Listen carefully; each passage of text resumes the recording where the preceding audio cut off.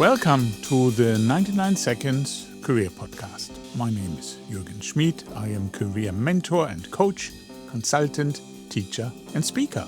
Every other week, we'll bring up all kinds of career aspects in a way you have maybe never heard before in 99 seconds or a bit more. Welcome back to the show. I'm glad you're here. Are you currently looking for a job? Or do you remember how it felt last time when you did? Job hunting isn't just a process. It's an emotional marathon. Do you agree? You start out motivated, focused, maybe even optimistic. But after weeks or months of applications, rejections, or worse, silence, it can start to wear you down. And that is completely normal. Let's get into the 99 seconds and find out what happens psychologically during a long job search, why motivation drops over time, and, most importantly, what you can do to regain control and keep moving forward without burning out. Because staying motivated isn't about forcing yourself to try harder. It's about working smarter with your energy, your expectations, and your mindset. So whether you're in week 3 or month 6 of your job search, take a breath, settle in, and let's reset your approach together. Meet Paul.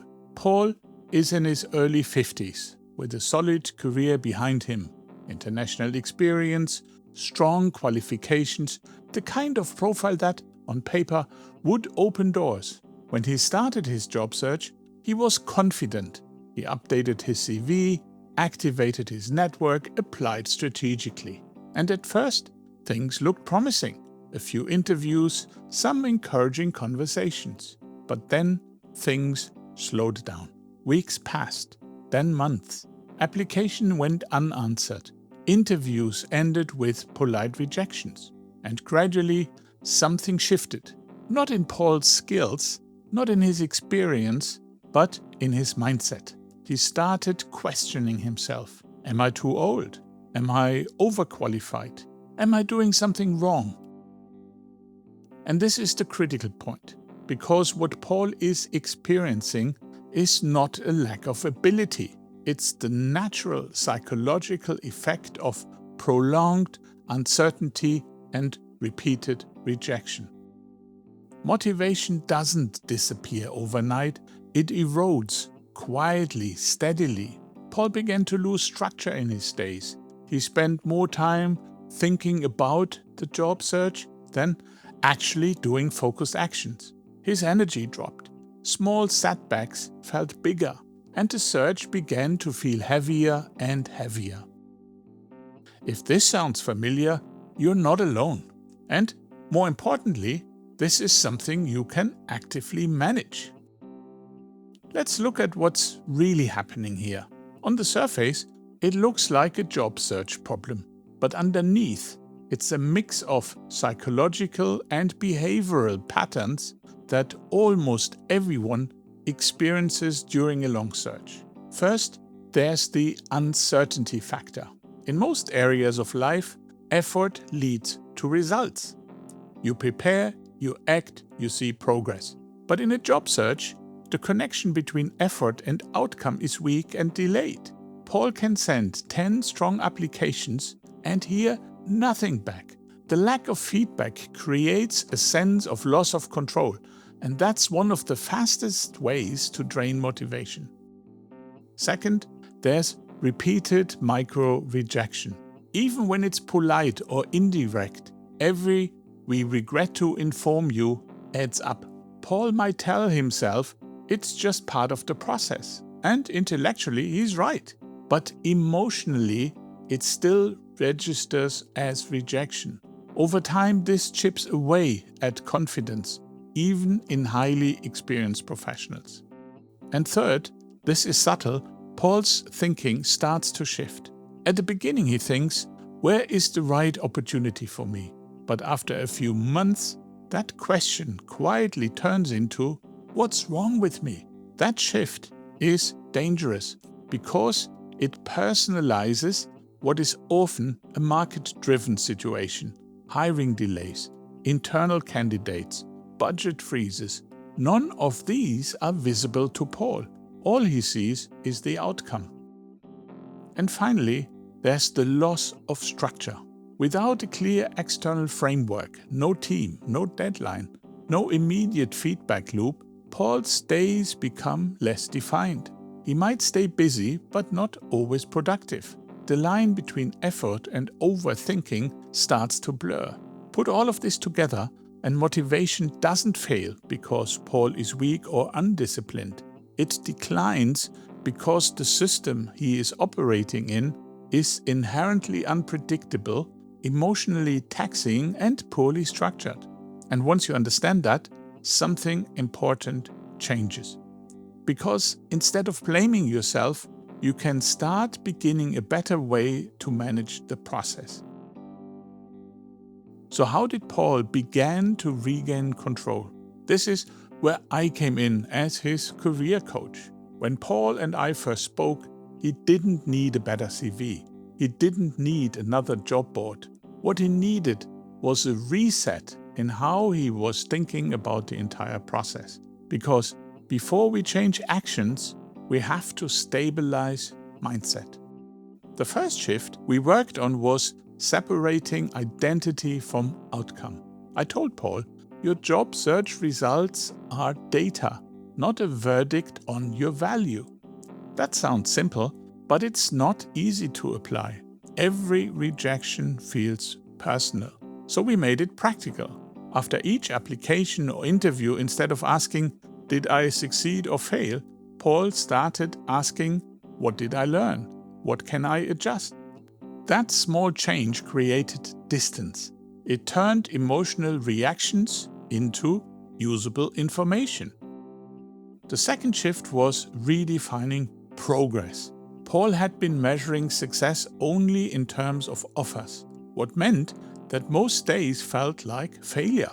So we expanded the definition. A good day could now include having a meaningful network conversation, getting a response, even a rejection, improving a cover letter, or identifying a new target company. Progress became visible again, and with visibility comes motivation. The third shift was managing energy, not just effort. Paul was trying to push himself every day with the same intensity. But motivation doesn't work like that, it fluctuates. So instead of expecting constant drive, we build a rhythm. On high energy days, he focused on outreach and interviews. On low energy days, he worked on research or lighter tasks. Consistency replaced pressure. And finally, we addressed something many people avoid: self-talk. Paul had developed a quiet narrative in his head. Maybe I'm too old. Maybe I don't fit anymore. We didn't try to replace those thoughts with artificial positivity. Instead, we challenged them with evidence, his track record, his experience, the fact that he was still getting interviews. Not every thought deserves to be believed. The book Don't Believe Everything You Think from Joseph Nguyen discusses this in detail. I can highly recommend it. But let's get back to Paul. Over time, something shifted. Not dramatically, not overnight, but steadily. Paul wasn't suddenly motivated every day, but he was more stable, more focused, less reactive. And that's the real goal. Because resilience in a long job search isn't about feeling good all the time. It's about staying in the game, mentally and emotionally, long enough for the right opportunity to appear. Now that Paul's mindset is more grounded, we can turn to the next piece, building a structure that supports consistent action. Because motivation alone is unreliable, but structure creates consistency. Together, Paul and I designed a simple weekly framework, not rigid, not overwhelming, but clear enough to give his days direction and momentum.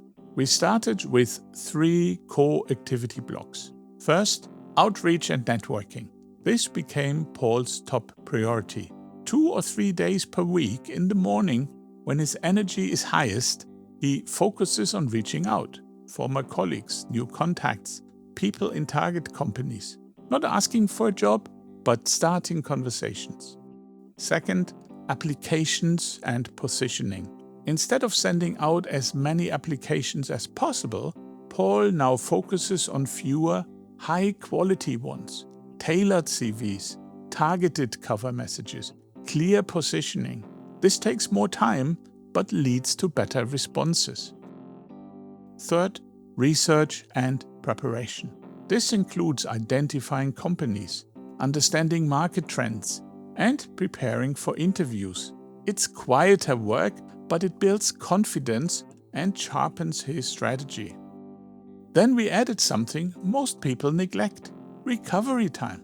At least 1 day per week, Paul steps back. No applications, no pressure, just distance. Because without recovery, motivation doesn't renew, it depletes. And finally, we introduced a weekly review. Every Friday, Paul spends 30 minutes reflecting. What did I do this week? What worked? Where did I get a response or not? What will I adjust next week? This closes the loop. It turns effort into learning and learning into progress. Now, here's the key point. The structure didn't suddenly make everything easy. Paul still has weeks with no replies. He still has moments of doubt. But instead of drifting, he now has a system. And that system carries him forward, even on the days when motivation is low. Because in a long job search, discipline supported by structure will always outperform bursts of motivation. Before we wrap up, I want to give you a simple tool that Paul and I used, something you could try immediately. We called it the 3 micro goals. The idea is straightforward. Instead of waking up and thinking, I have to work on my job search today, Paul chooses 3 very small, very clear actions for that day. For example, on a typical day, his list might look like this: send 1 targeted application, write 1 thoughtful LinkedIn message, identify 1 new company to research. That's it. Not 10 tasks, 3. Why does this help? First, it reduces overwhelm. When everything feels urgent, networking, applications, CV updates, interview prep, it becomes hard to start. 3 micro goals create a clear entry point into the day. Second, it gives a daily sense of completion. At the end of the day, Paul can say, I did what I committed to, even if the external results are still invisible. That builds confidence and momentum. And third, it creates a record of progress. At the end of the week, Paul can look back and see, I completed 15 concrete actions. The job search stops feeling like a blur and becomes a series of deliberate steps. Here's how you can use the tool yourself. Every evening, write down 3 micro goals for the next day. Make them specific and realistic enough so that you can complete them even on a low energy day. And when you've done them, you have permission to stop or do more if you feel like it. This isn't about doing the maximum every day. It's about building a habit of consistent, manageable action so you stay engaged without burning out. That's how Paul kept moving forward. And that's how you can stay motivated too, even when the job search takes longer than you expected. If you're still with me and your job search has been longer than you ever imagined, I want to leave you with this. There's nothing wrong with you because it's taking time. The market is complex, hiring decisions are slow, and a lot of what happens is outside your control. But your mindset, your structure, and your daily actions, that part is yours. Paul is currently negotiating a work contract. He thinks he's going to land the perfect role. What helped him was that he became much calmer, more focused, and more intentional than when we started. And that for him was a powerful win. If you recognize yourself in this story, take one idea from today's episode, the mindset shift, the weekly structure, or the 3 micro goals tool, and try it over the next 7 days. Notice how it changes not just what you do, but how you feel in the process. Remember, you're not just looking for any job, you're building the next chapter of your working life.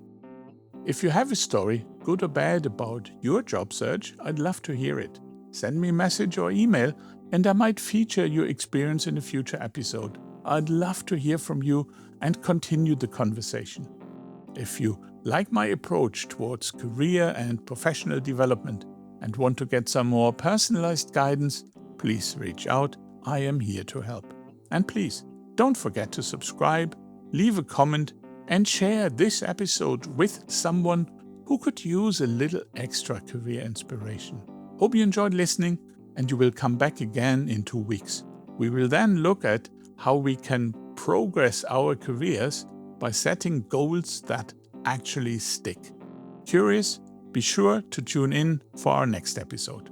But for now, thank you for listening and thinking along. I wish you success for the paths you're following or creating. My name is Jürgen Schmid, and until the next time, be the difference, remain curious, and shine.